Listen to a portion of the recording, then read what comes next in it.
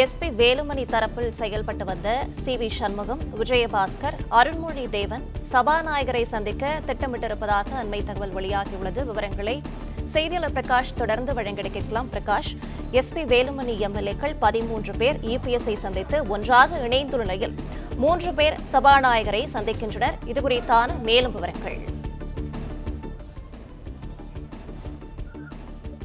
SP Velumani மற்றும் அவரது ஆதரவு எம்எல்ஏக்கள் 13 பேர் தற்போது எடப்பாடி பழனிசாமி இல்லத்துக்கு வருகை தந்திருக்கிறாங்க. தற்போது இந்த சந்திப்பானது நடைபெற்று வருகிறது.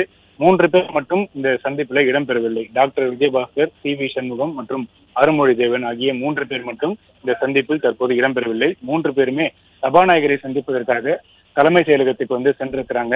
அவர்கள் எதற்காக சென்றிருக்கிறார்கள் என்பது தற்போது ஒரு கேள்வியாக இருந்து வருகிறது. கடந்த 2-3 நாட்களாகவே உச்சகட்ட பரபரப்பில் அதிமுக இருக்கிறது. அதிமுக உறுப்பினர்கள் எஸ்பி வேலுமணி ஆதரவு எம்எல்ஏக்களாக இருந்த சிலர் அங்கிருந்து எடப்பாடி பழனிசாமியுடைய முகாமுக்கு தங்களை மாற்றிக்கொண்டார்கள்.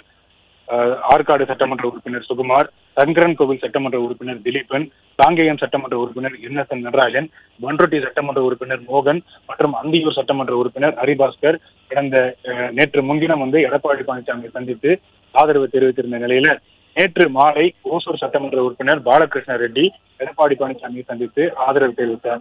இந்த 6 எம்எல்ஏக்களுமே எடப்பாடி பழனிசாமி இடத்துல வருத்தம் தெரிவித்து கடிதம் கொடுத்திருக்காங்க. நாங்கள் இனி வரும் நாட்களில் தொடர்ந்து உங்களுக்கு ஆதரவாக செயல்படுவோம் என்று கடிதம் கொடுத்திருந்தாங்க. அதே நேரத்துல கொறடா உத்தரவை மீறி சட்டப்பேரவையில செயல்படுவதற்கு தாங்கள் வருத்தம் தெரிவித்திருப்பதாகவும், அதே நேரத்தில் கட்சி தாவல் தடை சட்டத்தின் அதன் மீது எங்கள் மீது நடவடிக்கை எடுப்பதை தவிர்க்க வேண்டும் என்று அந்த கடிதத்துல தெரிவித்திருக்கிறாங்க. அந்த கடிதத்தை சபாநாயகரிடத்துல நேரில் வழங்கியிருக்கிறாங்க. நேற்று தினம் திரு ஓசூர் சட்டமன்ற உறுப்பினர் பாலகிருஷ்ண ரெட்டி சபாநாயகரிடத்துல கடிதம் வழங்கினார். நேற்று முன்தினம் ஆற்காடு சுகுமார், சங்கரன் கோவில் திலீபன், காங்கேயம் சட்டமன்ற உறுப்பினர் நடராஜன், பன்ருட்டி உறுப்பினர் மோகன், அந்தியூர் உறுப்பினர் ஹரிபாஸ்கர் உள்ளிட்ட 5 பேருமே சபாநாயகரிடத்துல அந்த வருத்தம் தெரிவித்து அந்த கடிதத்தை கொடுத்திருந்தாங்க. தங்கள் மீது நடவடிக்கை எடுப்பதை தவிர்க்க வேண்டும் என்று அந்த கடிதத்துல குறிப்பிட்டிருந்ததாக கூறப்படுகிறது. இந்த மாதிரியான ஒரு சூழ்நிலையில 4 எம்எல்ஏக்கள் திடீரென்று தங்களுடைய எம்எல்ஏ பதவியை ராஜினாமா செய்திருக்கிறாங்க.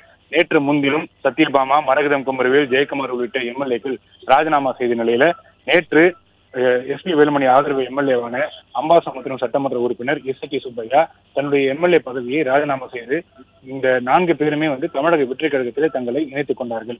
மீதம் இருக்கக்கூடிய எம்எல்ஏக்களுடைய நிலைப்பாடு என்ன, அவர்களுடைய அடுத்த கட்ட நடவடிக்கைகள் என்னவாக இருக்க போகிறது என்பதுதான் தற்போது கேள்வியாக இருந்த நிலையில நேற்று மாலை எஸ்பி வேலுமணி ஆதரவு எம்எல்ஏக்கள் 4 பேர் மற்றும் அதிமுக முன்னாள் அமைச்சர் தங்கமணி உள்ளிட்டவர்கள் எடப்பாடி பழனிசாமியுடைய இல்லத்துக்கு ஆலோசனை நடத்தினாங்க. சுமார் அரை மணி நேரம் இந்த ஆலோசனையானது நடைபெற்றது.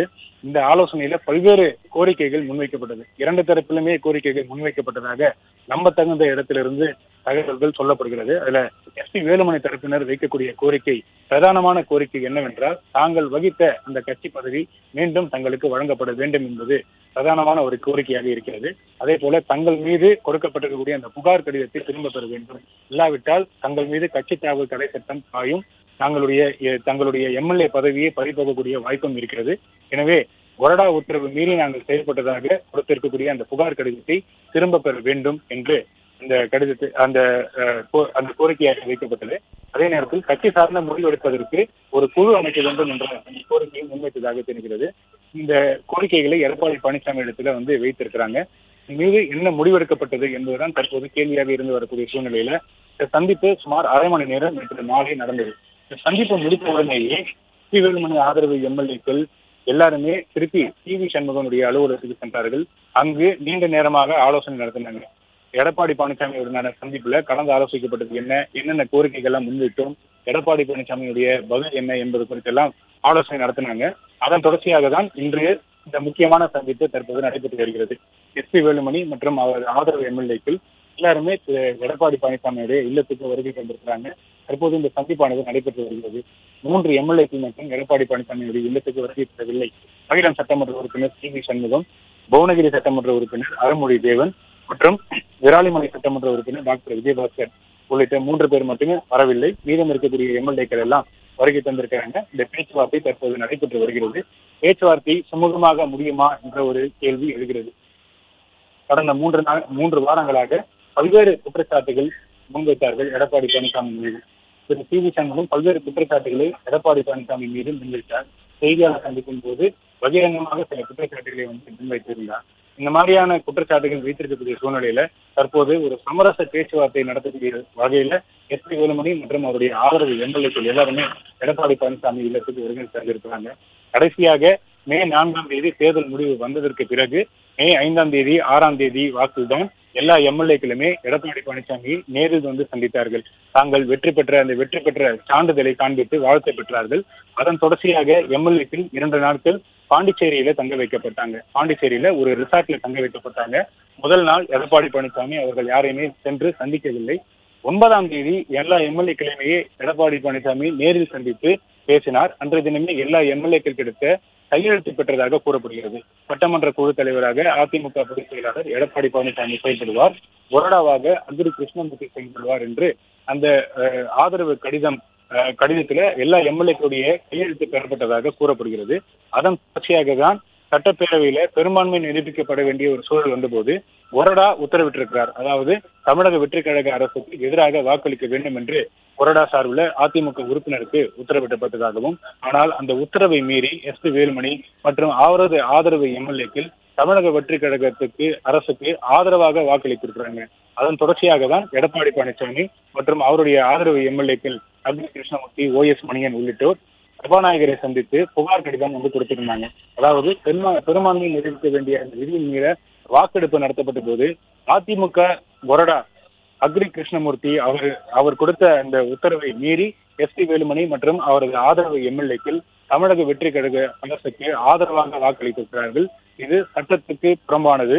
இதுல குதிரை பேரம் நடந்திருப்பதற்கான சாத்தியக்கூறுகள் இருக்கிறது. எனவே இந்த 25 எம்எல்ஏக்கள் மீது கட்சி தாவல் தடை சட்டத்தின் கீழ் நடவடிக்கை எடுக்க வேண்டும் என்று புகார் கடிதம் கொடுத்திருக்கிறாங்க. அந்த கடிதம் மீது என்ன நடவடிக்கை எடுத்திருக்கிறீர்கள் என்று அவ்வப்போது அக்ரி கிருஷ்ணமூர்த்தி மற்றும் ஓ.எஸ். மணியன் உள்ளிட்டவர்கள், அதே போல அதிமுக மாநிலங்களவை உறுப்பினரும் சட்டத்துறை செயலாளருமாக இருக்கக்கூடிய ஐ.எஸ். இன்பதுரை போன்றவர்கள் அவ்வப்போது சபாநாயகரை சந்தித்து அழுத்தம் கொடுத்து வந்தாங்க. இந்த 25 உறுப்பினர்கள் மீது சட்டப்படி நடவடிக்கை எடுங்கள், உங்களுடைய அதிகாரத்துக்கு உட்பட்டு நடவடிக்கை எடுங்கள். அதிமுக கொறடா அக்ரி கிருஷ்ணமூர்த்தி தான் அவருடைய உத்தரவை மீறிதான் எஸ்.பி. வேலுமணி மற்றும் அவரது ஆதரவு எம்எல்ஏக்கள் சட்டப்பேரவையில செயல்பட்டிருக்கிறாங்க. எனவே இந்த சட்டவிரோதமான செயலுக்கு எதிராக கட்சி தாவல் தடை சட்டத்தின் கீழ் உரிய நடவடிக்கை எடுக்க வேண்டும் என்று கோரிக்கை வைத்திருந்தாங்க. இது தொடர்பாக தொடர்ச்சியாக அழுத்தம் கொடுத்து வந்தாங்க. இது குறித்து அவ்வப்போது சபாநாயகர் ஜே.சி.டி. பிரபாகர் இடத்துல கேள்வி எழுப்பப்பட்டது. அவர் இந்த விவகாரம் தன்னுடைய ஆய்வில் இருக்கிறதாக தொடர்ச்சியாக சொல்லி வந்தார். எப்போது முடிவெடுக்க வேண்டும் என்பது என்னுடைய ஆய்வில் இருக்கிறது, உரிய நேரத்தில் முடிவெடுப்பேன் என்று சபாநாயகர் ஜே.சி.டி. பிரபாகர் தொடர்ச்சியாக சொல்லி வந்தது குறிப்பிடத்தக்கது. இடையில் தான் திடீரென்று 3 எம்எல்ஏக்கள் தங்களுடைய பதவியை கடந்த 2 நாட்களுக்கு முன்பு ராஜினாமா செய்தாங்க. மரகதம் குமரவேல், அதே போல ஜெயக்குமார், தாராபுரம் சத்யபாமா உள்ளிட்ட 3 எம்எல்ஏக்கள் ராஜினாமா செய்தாங்க. அந்த ராஜினாமா கடிதம் உடனடியாக ஏற்றுக்கொள்ளப்பட்டது. ஏற்பதாக சபாநாயகர் செய்தியாளர் சந்திப்பை நடத்தி இந்த 3 பேருடைய ராஜினாமா கடிதம் ஏற்றுக்கொள்ளப்பட்டதாக அறிவித்தார். அதன் தொடர்ச்சியாக அடுத்த நாளே இந்த 3 தொகுதிகள் மதுராந்தகம், பெருந்துறை, தாராபுரம் ஆகிய 3 தொகுதிகளும் காலியானதாக அறிவிக்கப்பட்டது. அரசிதழிலும் இந்த விவகாரம் வெளியிடப்பட்டது. அதன் தொடர்ச்சியாக நேற்று தினம் மேலும் ஒரு எம்எல்ஏ, அம்பாசமுத்திரம் சட்டமன்ற உறுப்பினர் எஸ்.பி. வேலுமணி ஆதரவாளராக இருக்கக்கூடிய இசக்கி சுப்பையா நேற்று அவருடைய எம்எல்ஏ பதவியை ராஜினாமா செய்கிறார்.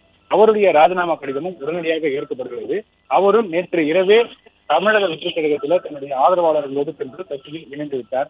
இப்படியாக இருக்கக்கூடிய சூழ்நிலையில் தான் நேற்று தினம் எடப்பாடி பழனிசாமியினுடைய ஆதரவாக இருக்கக்கூடிய எம்எல்ஏக்கள் அக்ரி கிருஷ்ணமூர்த்தி, ஓ.எஸ். மணியன், ஆற்காடு சட்டமன்ற உறுப்பினர் சுகுமார் மற்றும் மாநிலங்களவை உறுப்பினர் ஐ.எஸ். இன்பதுரை மீண்டும் சபாநாயகரை சந்தித்து முறையிட்டாங்க. நாங்கள் ஏற்கனவே இந்த 25 எம்எல்ஏக்கள் மீது கட்சி தாவல் தடை சட்டத்தின் கீழ் நடவடிக்கை எடுங்கள் என்று புகார் கடிதம் கொடுத்திருக்கிறோம். இந்த புகார் கடிதம் உங்களுடைய பரிசீலனையில் இருக்கிறது, ஆய்வில் இருக்கிறது. இது போன்ற ஒரு சூழ்நிலையில இந்த 3 பேருடைய ராஜினாமாவை எப்படி நீங்கள் ஏற்றுக்கொள்ளலாம் என்றுதான் நேற்று தினம் கேள்வி எழுப்பியிருந்தாங்க. இது தொடர்பாக மீண்டும் ஒரு கடிதத்தையும் எடப்பாடி பழனிசாமி தரப்புல கொடுக்கப்பட்டிருந்தது. இந்த 3 பேர் மீதும் சட்டப்படி நடவடிக்கை எடுக்க வேண்டும் என்று கோரிக்கை விடுத்திருக்கக்கூடிய சூழ்நிலையில இந்த 3 பேருடைய ராஜினாமா கடிதத்தை ஏற்றுக்கொள்ளக் கூடாது, இதை ஏற்பது சட்டத்துக்கு புறம்பானது என்று எடப்பாடி பழனிசாமி தரப்புல மீண்டும் வலியுறுத்தப்பட்டது என்பது குறிப்பிடத்தக்கது.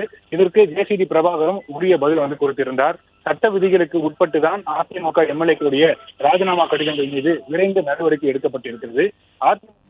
பிளே ஸ்டோர் மற்றும் ஆப் ஸ்டோரில் இருந்து பாலிமர் செயலியை QR கோடு மூலம் பதிவிறக்கம் செய்யுங்கள்.